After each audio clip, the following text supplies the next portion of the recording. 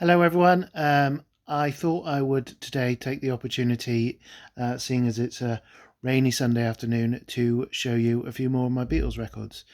Um, Yesterday I posted a video showing mono copies of Sgt Pepper and Revolver and Magical Mystery Tour.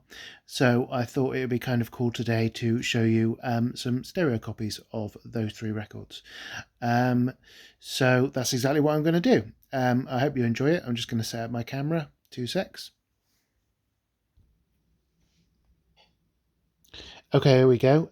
So this is Revolver.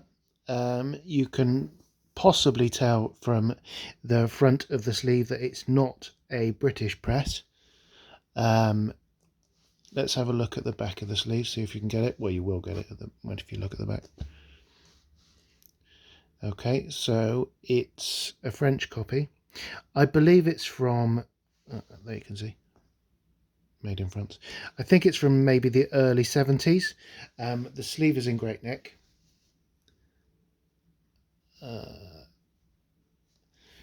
So I've always quite liked the fact that it's got the panel at the bottom. It's quite unusual. It's got the details of previous Beatles albums there with track lists, which I've always thought was kind of cool and unusual. The sleeve is nice. Here we go. It's got a little chunk out of it there. That's about the worst thing that you can say about the sleeve. I've spoken before about pecking order of my Beatles records. As you might have guessed, this one isn't all that terribly high on it, but it's quite a nice sounding record. As you can see, it's in really nice condition.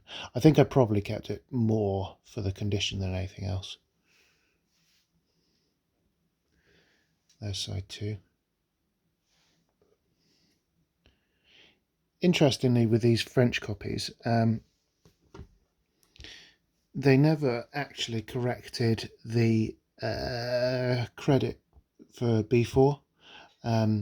As you probably know, the British copies, they printed the abbreviated form of Doctor on both the sleeve and the label early on, but sooner or later they changed that to read the full word of Doctor.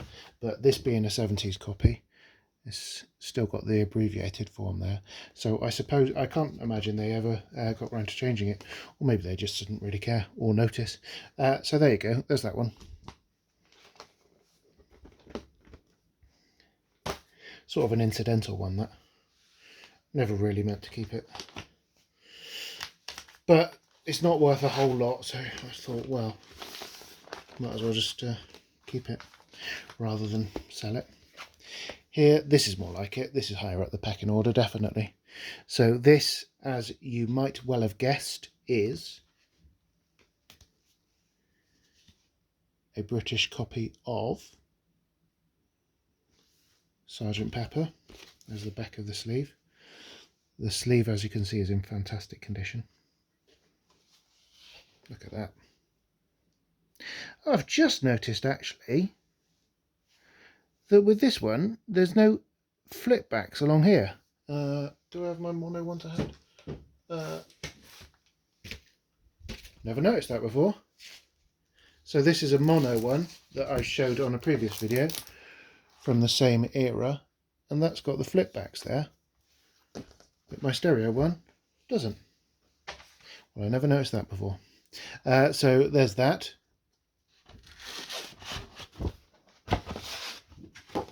There's the inner. Lovely stuff. This one hasn't got, unfortunately, the flame inner.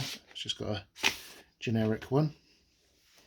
I don't even know if that's an original period one, actually, to tell you the truth.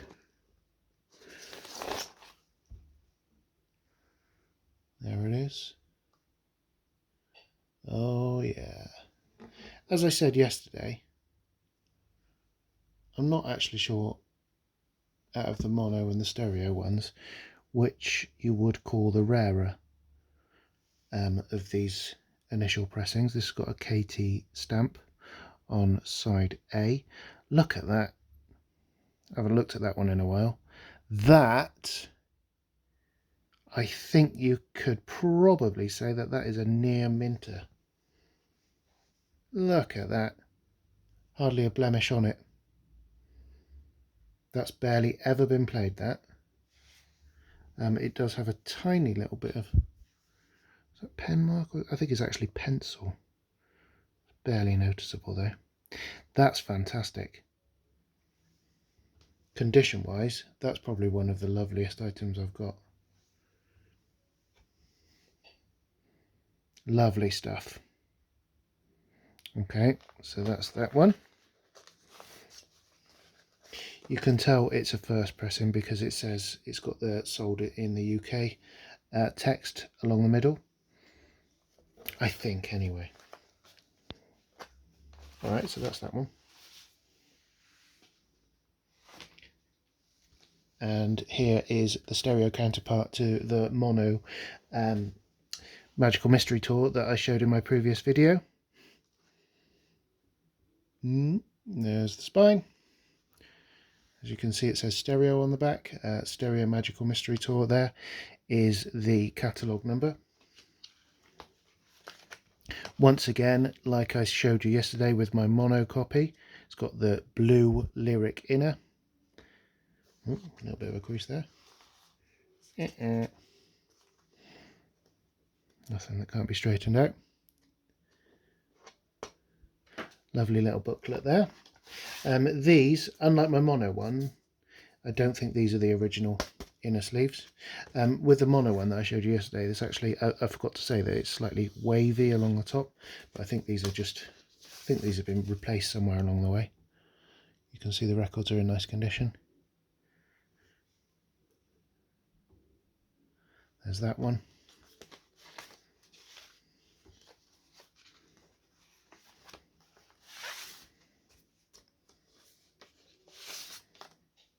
And there's that one. Believe it or not, I've got another couple of copies of Magical Mystery Tour, but they're not they're not EP versions. I'm going to leave them for a later date to show you. But that's my first stereo copy EP UK of Magical Mystery Tour. And how are we doing for time? Right, we're on nearly 8 minutes. So I hope you've enjoyed those three. And I got actually dusted this one out to show you, in case you're interested. Look at that hunk of junk. It's a bootleg Shay at last.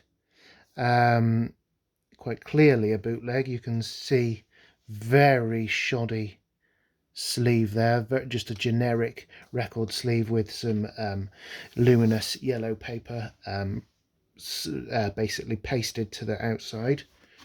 Nothing on the back. It's got the track listing here. Wow, you would not believe, I've only listened to this once, I think about 5 years ago, and I thought, never again. It's horrid. And so that's probably why it's in nice nick, because no one's ever bothered listening to it. It's from Ruthless Rhymes Limited of Deutschland. It's, look at that, an original first pressing. I would probably imagine that it's the only pressing. It's quite a horrid label as well. A gun pointing at a dog who's looking all sad. Seems a bit unnecessary. Yeah, it's I did listen to it once, and it's basically about 35 minutes of girls screaming. You can barely hear any of the Beatles on it from start to finish, so it's a load of rubbish. But saying that, it's quite a cool period piece regardless. I can't imagine it's worth a whole lot. But there you go. Okay, so there's 4 more of my Beatles records. Next time what shall I show you? I'll probably show you another couple of examples of Magical Mystery Tour, and maybe also a copy of Yellow Submarine. And then we're really getting towards the end game as far as my collection's concerned, I suppose. Right, so I think that's part 7 now. So I hope you've enjoyed that guide through some more of my Beatles records, and I'll see you again soon. Cheers, goodbye.